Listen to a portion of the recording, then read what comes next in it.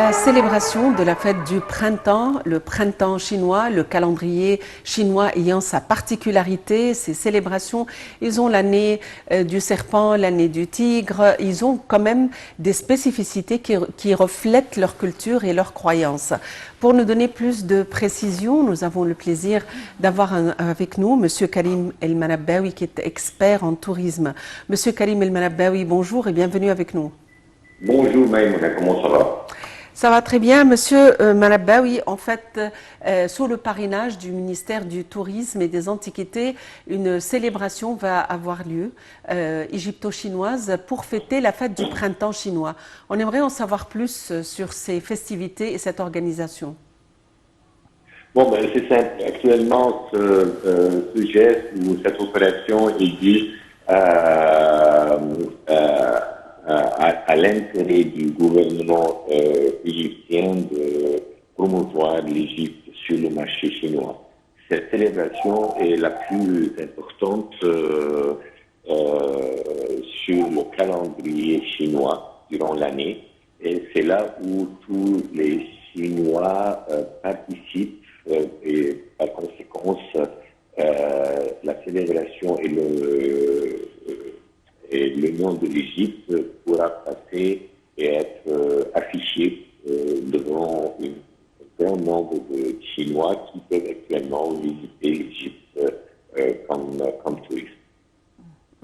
Oui, Monsieur Karim El Manabbaoui, quand on parle du marché chinois, alors on parle là du tourisme en masse, puisque les Chinois, quand ils voyagent dans des très grands groupes et il ne faut pas vraiment insister, mais ils sont vraiment passionnés par la civilisation égyptienne, puisqu'on a vu même à travers notre commentaire que les Chinois avaient fait une copie des pyramides chez eux afin de voir un peu la civilisation, et on voit ça comme une sorte de promotion même pour venir et visiter l'Égypte. Qu'est-ce que vous en pensez? Bon, je divise la question en deux. Je commence avec la deuxième partie. Absolument, les Chinois sont très passionnés de la civilisation égyptienne, dû encore que la Chine est une culture extraordinaire qui date grosso modo presque de la même date. Bon, il y a des différentes opinions ici, mais qui datent grosso modo de la même date de la civilisation égyptienne. Oui. Ils sont très culturels, et so on. Alors, oui, ils sont très passionnés. Ça, c'est une partie, et c'est un marché, donc on est très intéressé de promouvoir le marché égyptien et le tourisme égyptien là-dessus. Pour commencer, pour répondre à la première partie, que c'est un marché de masse, c'est pas vraiment la vérité. Oui, on pense de la Chine à cause de nombre de citoyens chinois que c'est un masse. Ça, c'est un masse. Mais est-ce que ça va commencer avec un masse pour visiter l'Égypte? Je ne crois pas. C'est là où on doit actuellement préciser que le but est d'attirer, pour commencer, le top, le haut de gamme du marché chinois qui est plein, qui est vraiment un grand marché en Chine. Et les gens qui sont là qui visitent, pas seulement l'Égypte, qui voyagent en top luxe avec les grandes marques et les grandes brands des hôtels, des croisières, ainsi de suite, qui grosso modo, qui voyagent en classe d'affaires ou autre. Mais c'est cette partie, c'est cette segmentation qu'on est intéressé d'acquérir. Parce que, pour commencer, on n'a pas des sièges aériens qui peuvent loger le nombre du masse de la Chine. On a très peu de lignes entre ici. On vient d'inaugurer un nouveau ligne il y a quelques semaines. Il y a 2 lignes sur l'Égyptaire, la compagnie nationale. Il y a encore, on peut utiliser toujours les autres compagnies aériennes avec une connexion. Oui, mais tout ça n'arrivera pas à un marché de masse. Un marché de masse, ça va commencer, ou peut commencer avec des charters hebdomadaires, 5-6 charters par jour, et puis de suite, oui. Ça, c'est un marché de masse. on voit clairement sur le marché de Hurghada et Sharm el-Sheikh. Mais afin qu'on est toujours sur les lignes aériennes, comment on dit, schedule, qui ne sont pas privées, qui ne sont pas charter, on doit préciser, on doit attirer le marché haut de gamme qui est plein et que même le World Tourism Organization, qui est l'organisation mondiale qui s'occupe de gérer tout le tourisme du monde, a bien précisé il y a quelques années que le marché chinois est le plus riche marché. Le touriste chinois, c'est le touriste qui paye la plus grande somme pour voyager. Alors c'est ça actuellement, pour en profiter de notre siège limité, c'est ça le marché qu'on doit attirer jusqu'à ce qu'on commence. Alors l'Égypte est bien connu là-bas, il y a un intérêt qui monte sur cette masse du nombre de citoyens chinois. Alors on peut dans ce cas-là mettre les charters ou commencer les charters qui commencent à nous attirer le marché masse. Très bien. Monsieur Karim El-Manabaoui, ne pensez-vous pas que ce serait quand même... Est-ce que c'est une possibilité d'organiser aussi les fêtes de l'Égypte ancienne, les différentes fêtes de l'Égypte ancienne, et d'en faire des festivités, surtout sur les rives du Nil, que ce soit la fête qui célèbre la crue du Nil ou autre? Tout est possible. Tout est possible. Ça, c'est pas seulement organisé. C'est actuellement, ça doit être une partie de l'organisation de transmettre ça à l'étranger. C'est ça qu'on avait fait comme faute dans le passé. Je dis dans 10 années ou plus. On a fait beaucoup de ces festivals qui n'ont pas été actuellement transmis à l'extérieur. C'est comme si on fait la promotion pour nous-mêmes, ce qui est bien, mais c'est pas bien pour le tourisme, parce que le tourisme, ça veut dire que je dois actuellement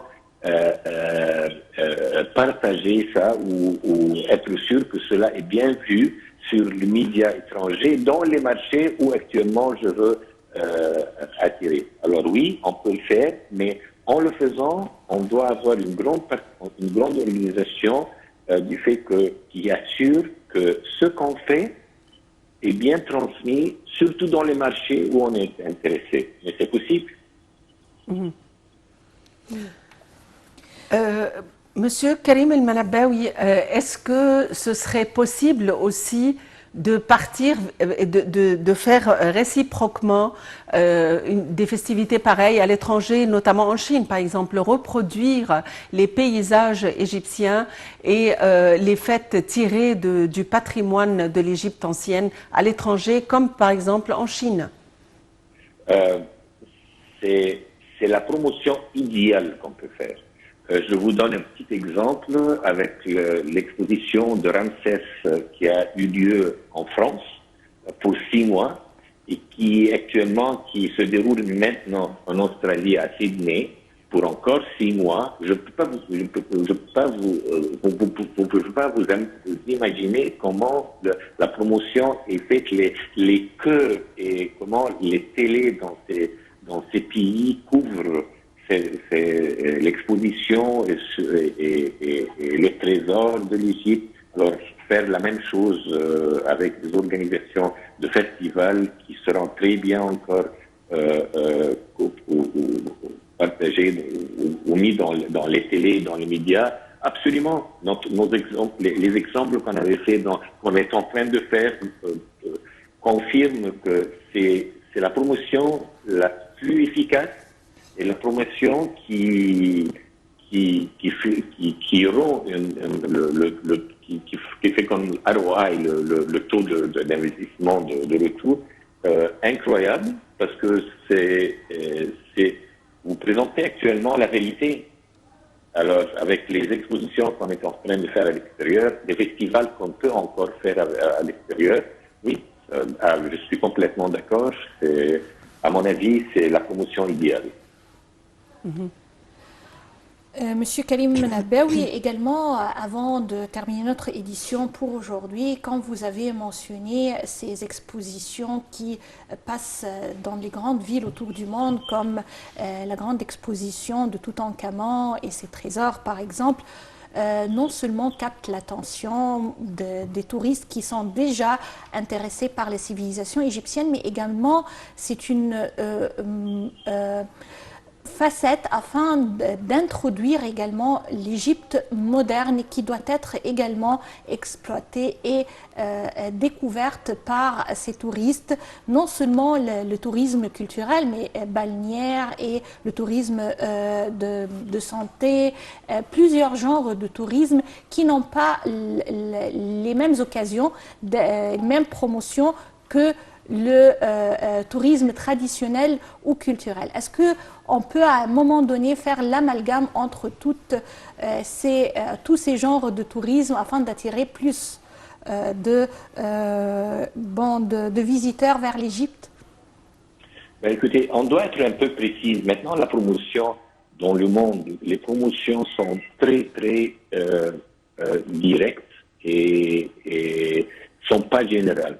Alors, ces expositions doivent être faites pour la promotion de la partie culturelle, ancienne, pharaonique, copte, ainsi de suite, de l'Égypte. Ça, c'est une partie.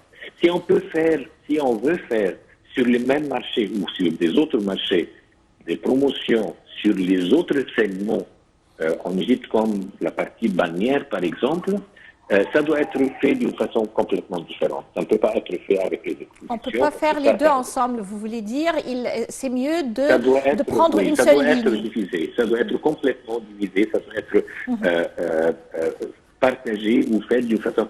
Par exemple, pour vous dire un bon exemple, si on va envoyer l'exposition à Paris, comme celle de Ramsès, ou à Paris ou à Sydney, quelque chose qui fait la promotion de cette partie, de ce segment, on peut faire des concerts à Sharm el-Sheikh avec un background qui fait voir les plages et ainsi de suite. Très bien. Ça, c'est comment on peut faire la bannière. Disons que voilà le grand chanteur, chanteuse qui est là à Sharm el-Sheikh ou Hurghada ou Marsa Alam, ainsi de suite, qui est là, et en voyant la beauté comme un background. Ça fait la promotion de l'endroit, parce que ça fait voir vivement les scènes et la plage, et ainsi de suite. Oui, c'est vrai. Alors, Monsieur Karim El Menebbaoui, on vous remercie infiniment pour ces explications. Et oui, il faut dire que le tourisme est un des outils, est un pont d'entente entre les différentes civilisations, un des outils de contact ou de mélange, ou un outil ou un moyen de communiquer et d'aller vers l'autre. Reste à vous remercier pour votre fidélité, à vous souhaiter une excellente fin de journée, une bonne continuation sur notre TV internationale. Au revoir et à la prochaine.